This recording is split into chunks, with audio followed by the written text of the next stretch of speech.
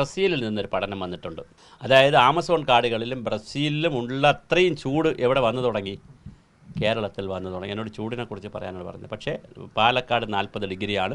പക്ഷേ പാലക്കാട് 40 ഡിഗ്രി അവിടെ അവർക്കത് അഫോർഡ് ചെയ്യാൻ പറ്റുന്നതാണ്. കാര്യം ഹ്യൂമിഡിറ്റി കുറച്ച് കുറവുണ്ട്. അതേസമയം മറ്റ് സ്ഥലങ്ങളിൽ 38 ഡിഗ്രി 39 ഡിഗ്രിയിലേക്കാണ് പോകുന്നത്. 38 ഡിഗ്രി എന്ന് പറഞ്ഞാൽ വിത്ത് എഫക്റ്റിൽ 40-41 ഡിഗ്രിയുടെ എഫക്റ്റ് വരും. കാര്യം ഹ്യൂമിഡിറ്റി ഇവിടെ ഉള്ളതുകൊണ്ട് ഇത്രയും മരങ്ങളും കടലിൻ്റെ സാമീപ്യവും മലയുടെ സാമീപ്യം എല്ലാം ഉള്ളത് ഹ്യൂമിഡിറ്റിയുടെ ഒരു കൂടുതൽ ആർദ്രത, അന്തരീക്ഷത്തിൻ്റെ ജലാംശം നിൽക്കുന്ന ഒരു ആർദ്രതയുണ്ട് ഇവിടെ. അപ്പോൾ അതുകൊണ്ട് തന്നെ കുറച്ച് ചൂട് വന്നാലും കുറച്ചുകൂടെ എഫക്റ്റ് കാണിക്കും, കുറഞ്ഞ ചൂടിലും കുറച്ചുകൂടെ എഫക്റ്റ് കാണിക്കും. അങ്ങനെ ഒരു ആർദ്രത, ഹ്യൂമിഡിറ്റി ഇവിടെ ഉണ്ട്. റിലേറ്റീവ് ഹ്യൂമിഡിറ്റി, ആപേക്ഷിക ആർദ്രത കൂടുതലാണ് കേരളത്തിൽ. തമിഴ്നാട്ടിൽ ഇത്രയും 40 ഡിഗ്രി ചൂട് കിട്ടിയാലും നല്ല കാറ്റൊക്കെ ഉള്ളതുകൊണ്ട് നമുക്ക് ബോഡി പെട്ടെന്ന് വേർക്കത്തില്ല. ഇവിടെയാണെങ്കിൽ ബോഡി പെട്ടെന്ന് വേർക്കുകയും പെട്ടെന്ന് നമ്മൾ ക്ഷീണിതരാവുകയും ചെയ്യും.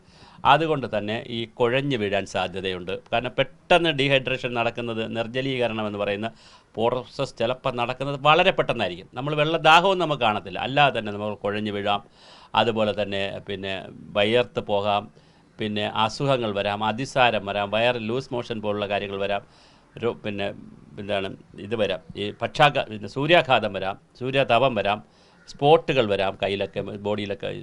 അപ്പോൾ 11 മണി മുതൽ 3 മണി വരെയാണ് ഇതിൻ്റെ ഒരു ഹോട്ട് പീരീഡ്. ആ സമയത്ത് പീക്ക് ടൈം, ആ സമയത്ത് ഒരുപാട് റെസ്ട്രിക്ഷനൊക്കെ ഗവൺമെൻറ്റും പറയുന്നുണ്ട്. അതെല്ലാം നോക്കി നമ്മൾ പരിഹരിച്ച് പോവുക എന്നുള്ളതാണ്. പക്ഷേ ഒരു കാര്യം നമ്മൾ മനസ്സിലാക്കുക, സൂക്ഷ്മ കാലാവസ്ഥയും സ്ഥൂല കാലാവസ്ഥയുമുണ്ട്. Micro and micro climate.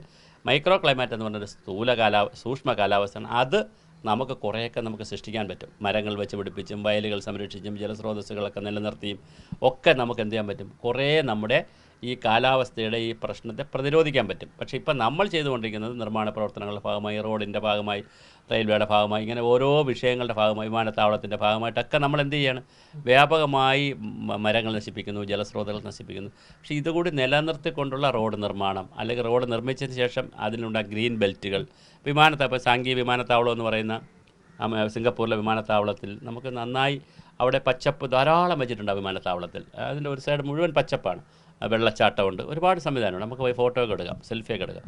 പക്ഷേ അങ്ങനെയൊക്കെ ഉള്ള, ഇപ്പോൾ കോലാലംപൂരിലായാലും മലേഷ്യയിലായാലും ധാരാളം റോഡ് പണിയുടെ വിശാലമായ റോഡാണ്. പക്ഷേ റോഡിൻ്റെ സൈഡിൽ എല്ലാവരും ഡിവൈഡറിലൊക്കെ നല്ല മരം വെച്ച്, ഒരുപാട് പൊക്കത്ത് പോകുന്നതല്ല, മരങ്ങൾ വെച്ച് പിടിപ്പിക്കുന്നുണ്ട്. പക്ഷേ അത്തരത്തിലുള്ള കൺസെപ്റ്റ് ഒന്നും നമുക്കില്ല. നമ്മുടെ സ്മാർട്ട് സിറ്റിയുടെ ഭാഗമായി ഇതിലുണ്ട് എത്ര മരമാണ് മുറിച്ച് കളഞ്ഞത്.